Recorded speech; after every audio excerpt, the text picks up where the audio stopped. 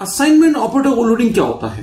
देखिए, ओवरलोडिंग से लगता है कि किसी ऑपरेटर से वो काम करवाना जो उसका यूजुअल काम नहीं है। असाइनमेंट ऑपरेटर का यूजुअल काम क्या है? किसी वेरिएबल को वैल्यूज असाइन करना, इंटीजर्स।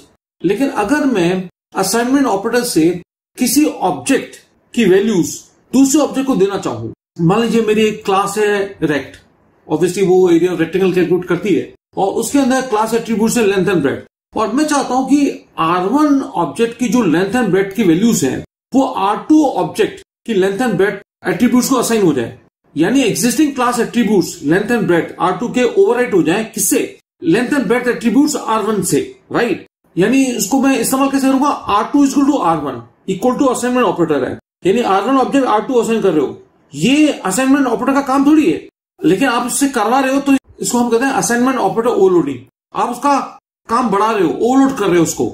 इसको एग्जांपल के जरिए समझने के लिए, जो अपना क्लास है रेक्ट, उसके अंदर मैं लिखूंगा वॉइड ऑपरेटर इक्वल टू, क्योंकि मैं इक्वल टू ऑपरेटर को ही ओवरलोड कर रहा हूं, और उसके अंदर मैं पैरामीटर लूंगा रेक्ट क्लास का ऑब्जेक्ट ही, और क्योंकि ये पाथ में रेफरेंस होता है तो एम्परसेंड यूज होगा।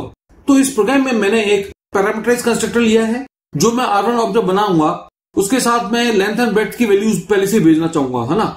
मान लीजिए मैंने R1 ऑब्जेक्ट बनाया ऐसे रेक्ट R1 10,20, तो 10 और 20 जाके एक्स एंड वाई पैरामीटर्स को मिल जाएंगे और वहां से वो length and breadth attributes class attributes को असाइन हो जाएंगे। R2 भी ऐसे बना लिया, उसके साथ भी कुछ वैल्यूज भेज दी। जब मैं लिखूंगा R2 इक्वल टू R1, देखिए यहाँ पे जो डिफरेंस है कॉपी कंस्ट्रक्टर और असाइनमेंट ऑपरेटर लोडिंग में, कि देखो R2 भी ऑब्जेक्ट पहले से बना हुआ है। कॉपी कंस्ट्रक्टर में R2 ऑब्जेक्ट क्रिएट किया जाता है, ठीक है।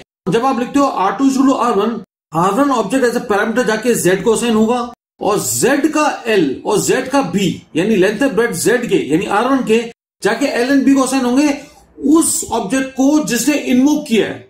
जब मैं लिखता हूं R2 इक्वल टू R1, इसका मतलब R2 इन्वोक कर रहा है इक्वल टू ऑपरेटर को, असाइनमेंट ऑपरेटर को, और R1 एज ए पैरामीटर जा रहा है, और R1 जाके Z को मिला।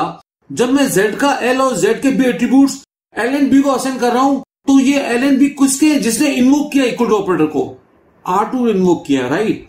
ये कंफर्म करने के लिए R1 ऑब्जेक्ट के एट्रीब्यूट्स लेंथ एंड ब्रेड्थ की वैल्यूज R2 को असाइन हो गई हैं। मैं दोनों का एरिया ऑफ रेक्टेंगल निकालूंगा, दोनों सेम आएंगे।